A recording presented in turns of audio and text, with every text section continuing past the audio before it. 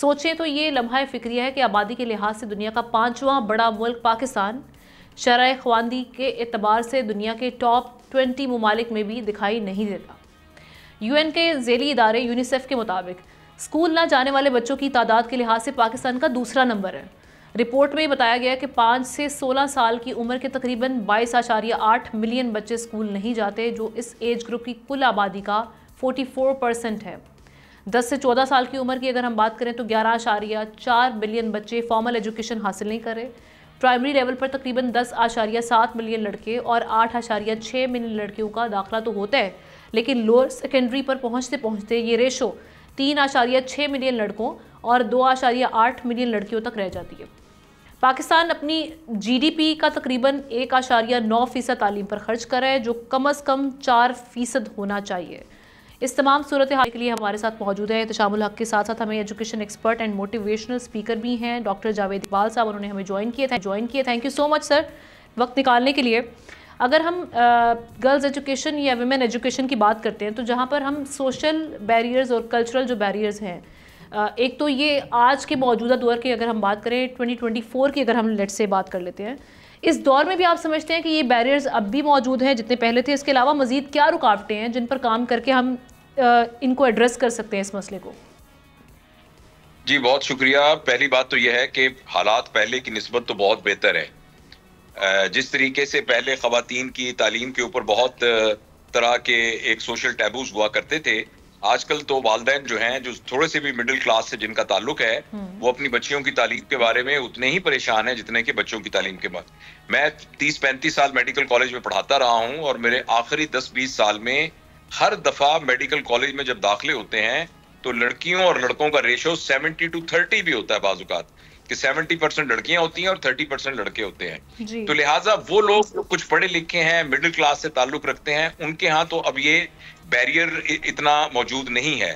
لیکن بہرحال جو ہماری لوور انکم گروپ ہے ان کے اندر یہ ابھی بھی موجود ہے، اور اس کا جو مسئلہ صرف اویئرنیس کا نہیں ہے، اس کا مسئلہ اکنامک ہے۔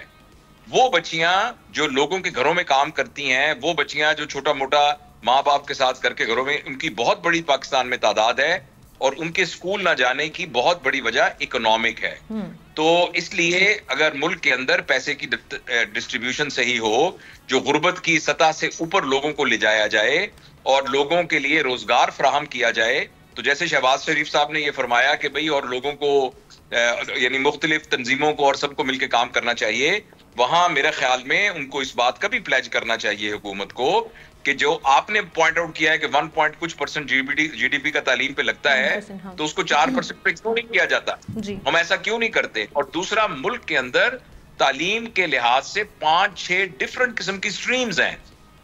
ایک بہت امیر لوگوں والے سکول ہیں، ایک درمیانے امیر والوں کے سکول ہیں، پھر ایک پرائمری سرکاری سکول ہیں، پھر ایک مدرسہ سسٹم ہے، اور ان سب کے درمیان بہت زیادہ فرق ہے، اور یہ ہماری بڑی بدقسمتی ہے کہ 70 سال سے ہم ان کو سٹینڈرڈائز نہیں کر سکے۔ ڈاکٹر صاحب، ہم یہ دیکھ رہے ہیں کہ اوور دا ایئرز جو فیمیل لٹریسی ریٹ ہے وہ بہتر ضرور ہوا ہے، لیکن ابھی بھی یہ ایک مائنڈ سیٹ ضرور ہے جو پڑھا بھی دیتے ہیں، اس میں پھر ہم دیکھتے ہیں کہ آپ کے اوپر جو ایک ایکسٹینڈڈ فیملی کا پریشر ہوتا ہے کہ جی بچیاں جب زیادہ تعلیم یافتہ ہو جاتی ہیں تو وہ زیادہ رائٹس کی بات کرتی ہیں یا زیادہ ڈیمانڈنگ ہو جاتی ہیں۔ یعنی اگر ہم بات کریں کہ ایک بیسک رائٹ ہے اپنا پارٹنر چوز کرنے کا، تو اس میں بہت سی بینگ اے وومن مجھے بھی بہت ساری چیزوں کا سامنا کرنا پڑتا ہے۔ تو سر اس کو کیسے ایڈریس کریں گے؟ اس مائنڈ سیٹ کو ہم نے کیسے چینج کرنا ہے؟ بیلنس کیسے کریٹ کریں گے؟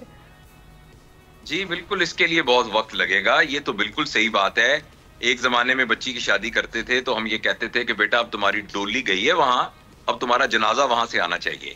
تو اب وہ بچی جس کا بالکل کوئی ایکسپوجر نہیں ہے، وہ اس کو ایک حکم خدا بندی سمجھ کر مان کے بیچاری کسی فضول سے شخص کے ساتھ جو اس کو مارتا بھی تھا، جو اس کے ساتھ زیادتی بھی کرتا تھا، تو زندگی گزارتی تھی۔ لیکن جب آپ ایک تعلیم یافتہ بچی کی شادی کریں گے تو یہ وہ ڈولی اور جنازے والا فینومینا وہ اس کے اوپر اپلیکیبل نہیں ہوگا۔ وہ کہے گی کہ میں نہیں، میرا جنازہ کیوں آئے گا، میرا جنازہ وہاں کیوں؟ جی ہاں، تو اس لیے یہ تو ہوگا جب بچیاں تعلیم یافتہ ہوں گی، بچیاں کیا جب بچے بھی تعلیم یافتہ ہوں گے، لوگ جب تعلیم سے بہراور ہوں گے تو ان کو اپنے حقوق کا پتہ چلے گا۔ ڈاکٹر صاحب، آپ نہیں سمجھتے کہ گورنمنٹ حکومتوں کے علاوہ ہماری سول سوسائٹی کا بھی بڑا رول ہے اس حوالے سے کہ وہ عورتوں کی بچیوں کی تعلیم کے حوالے سے اتنا پرفاؤنڈلی نہیں سوچتے جس طرح سوچنا چاہیے؟ جی احتشام صاحب، بالکل آپ بالکل صحیح کہہ رہے ہیں۔ تو یہ بہت کی پوری معاشرے کی پوری رسپانسبلٹی ہے. اب 2024 میں رہتے ہوئے اس دقیانوسی خیالات کے ساتھ نہیں رہا جا سکتا. اور دوسری بات یہ ہے کہ ہمارا دین، جیسے آپ نے بہت رائٹلی بتایا، ہماری شرعی طور پر جو ایک مرد اور عورت کے سوسائٹی میں بہیو کرنے کی پابندیاں ہیں، وہ جس طرح عورت پر پابندیاں ہیں، مرد پر بھی ایک پابندیاں ہیں. ان پابندیوں کو جو کہ اس کی حفاظت کے لیے ہیں، اس کے اندر رہتے ہوئے کیا ہماری پاکستان کی بیٹی نقاب پہن کر جہاز نہیں اڑاتی؟